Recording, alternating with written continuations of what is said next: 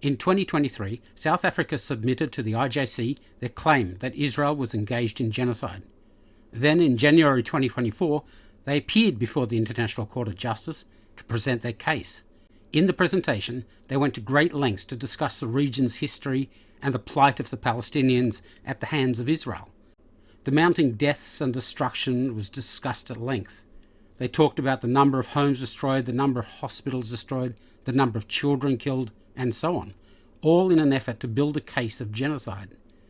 But all the deaths and destruction you could imagine is simply not enough to qualify for genocide. There is a war on right now in Sudan with tens of thousands of civilians killed and injured, over 5 million displaced with over 1.5 million refugees. Also, don't forget Dresden, Hiroshima and Nagasaki. But with all that death and destruction, it's not genocide. So what about the fact that Palestinians are part of a national or ethnic group? Does that itself qualify as genocide? Well, Russia is waging a war on another national group, Ukraine. But that conflict as a whole hasn't been classified as genocide. It's a war about land and power, as most wars are. Putin isn't killing Ukrainians just because they are Ukrainians. In Nigeria, tens of thousands of Christians have been killed by Islamic jihadists who operate uncontested by the so-called jihadist-orientated government, but not genocide. So, if death and destruction isn't enough, and that other national, ethnic, racial or religious groups being attacked isn't enough, how do we get to genocide? Many will be familiar with or have heard of Article 2 of the Genocide Convention, where the acts that constitute genocide are listed. And looking at the first one, killing members of a group, as I explained, is simply not enough to get to genocide. Otherwise, all wars would be genocide. Now, the answer lies in one single word in the convention: intent. And that is what South Africa has to prove to the ICJ. They can talk all day of the horrors the Palestinian people are suffering, but that doesn't get them to genocide. They have the burden to prove that Israel is attacking Gaza and killing Palestinians because they are Palestinian. They also have to prove that it is Israel's policy to eliminate some or all Palestinians, simply because they belong to a group, such as being Palestinian, or Arabs, or Muslims. Now, how can South Africa prove Israel's genocidal intent? Well, it's not in any of Israel's laws or policies or their constitution. Interestingly, an example of this sort of thing can be found here, in Hamass's Charter. Created in 1988 and added to in 2017, it is a document outlining Hamass's ideology and policies. This charter specifically calls for the destruction of Israel and the killing of the Jews. Its genocidal intent is written in black and white. Incidentally, the expression "from the river to the sea" is articulated in this document. As the UN say themselves, intent has to be part of a state plan or an organisational plan or policy. It could be argued that as Hamas has made killing of the Jews part of their policy, the attack on October 7th was itself actually genocide. So, without any actual Israeli policy outlining the killing of Palestinian citizens, how exactly does South Africa try to prove Israel's intent? Well, they have to show that someone in power has made statements of intent to commit genocide against the Palestinians. These statements have to paint the Palestinians as the enemy, and that military activity has to be directed at Palestinian civilians rather than Hamas. And to do this, they've turned to news articles, YouTube, Facebook and Twitter. They have found comments in the media and social media of the Prime Minister, the President, various politicians and military personnel, media and civilians. Their hope is that these quotes can somehow be seen as setting national policy. So let's look at someone whose words can have an impact on policy. South Africa have included quotes from Israel's Prime Minister, Benjamin Netanyahu. These quotes clearly have the intention of making him look like he's inciting the military to consider the Palestinian people as the enemy to be destroyed. Here they quote Netanyahu as saying they will operate forcefully everywhere. They want you to think that somehow he's talking about forcefully wiping out the whole of Palestine or something like that. But that's just 3 words from a 4-minute speech. Somehow, 3 words is setting policy. But in that speech, straight out, he spoke about Hamas being the enemy, not the Palestinians. אזרחי ישראל היקרים, כוחות חמאס פלשו הבוקר לשטח ישראל בבוקרו של יום חג, שבת, ורצחו אזרחים תמימים, ילדים וקשישים. החמאס פתח במלחמה אכזרית ומרושעת. אנחנו ננצח במלחמה הזאת, אבל המחיר כבד מנשוא. זהו יום קשה ביותר לכולנו. חמאס רוצה לרצוח את כולנו. זה אויב שרוצח ילדים ואימהות בבתים שלהם, במיטות שלהם. He also goes on to say they'll destroy Hamas, not the Palestinians. צה"ל יפעיל מיד את כל עוצמתו כדי להשמיד את יכולות חמאס.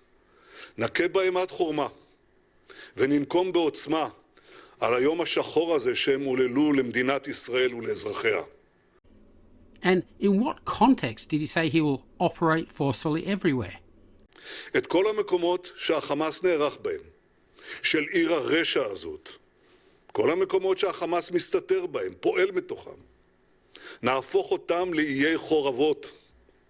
אני אומר לתושבי עזה, צאו משם עכשיו, כי אנחנו נפעל בכל מקום ובכל העוצמה. That's right. He's literally saying they will operate forcefully everywhere that Hamas is operating from. He's only talking about attacking Hamas positions. And he warned the civilians to stay clear.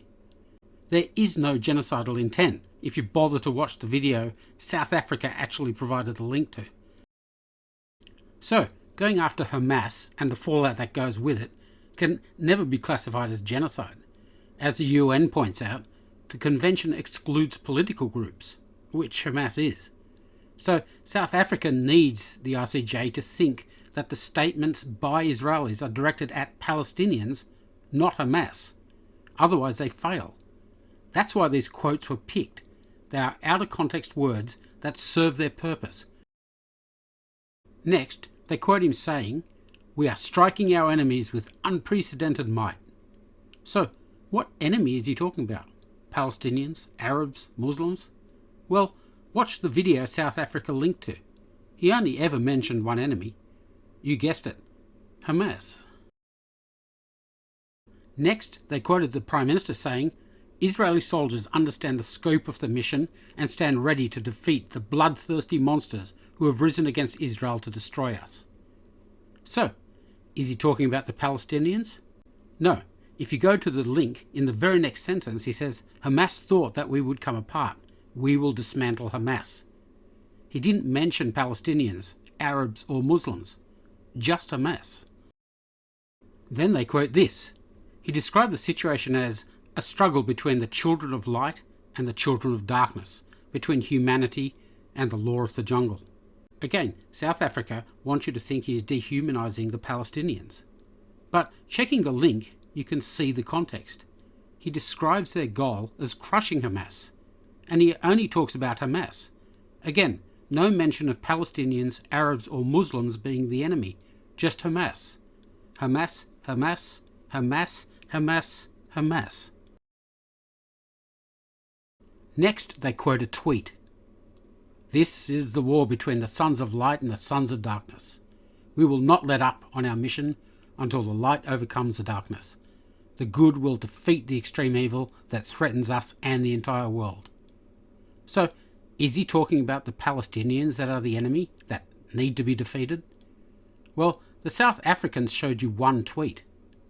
But that tweet is actually part of a thread of 9 tweets, all released within 1 minute of each other. So, what enemy was he talking about? Well, look 2 tweets earlier. That's right, Hamas is the enemy.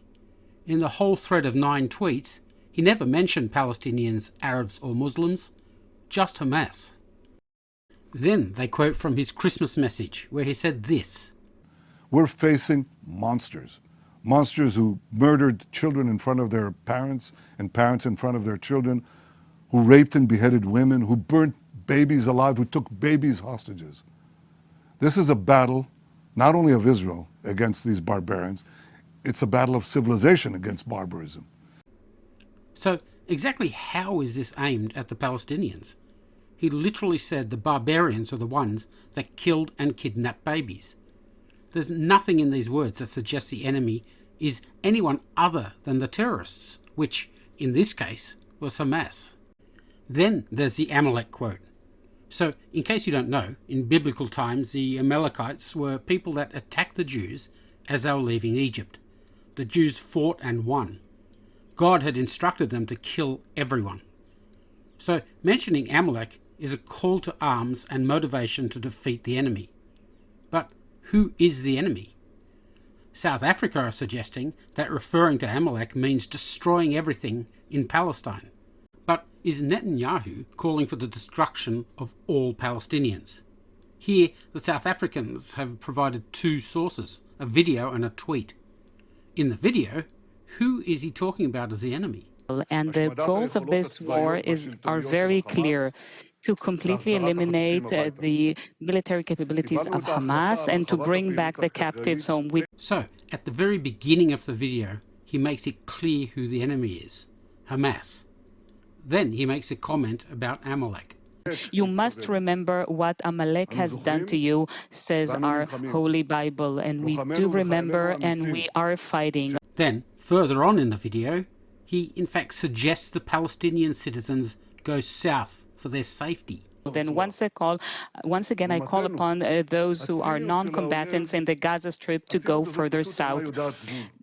So, South Africa focus on the Amalek comment, but totally ignore that it was clear that Hamas is the enemy, and he recommended the Palestinians move to safety.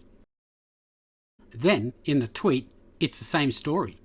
South Africa wants you to believe he invoked Amalek again as a suggestion he wanted everyone killed, meaning the Palestinians. But go to the link, and literally the sentence before, he clarifies that Hamas are the enemy. Again, not Palestinians, not Arabs, not Muslims, but Hamas. South Africa are grasping at straws to prove intent by Netanyahu. None of the quotes by him talk about the Palestinian people as the enemy. They don't suggest Arabs or Muslims are the enemy. If you look at the context of the quotes that South Africa are cherry-picking, it's clear that Netanyahu considers only Hamas the enemy. And he has actually warned the Palestinian people to get out of harm's way. He has not spoken any intent to kill Palestinian citizens. It is clear that Hamas, the political group, is the enemy. It's a war against Hamas, and like all wars, sadly, civilians suffer. Thanks for watching. Please tell me what you think in the comments, and if you like the video, please give it a like and think about subscribing.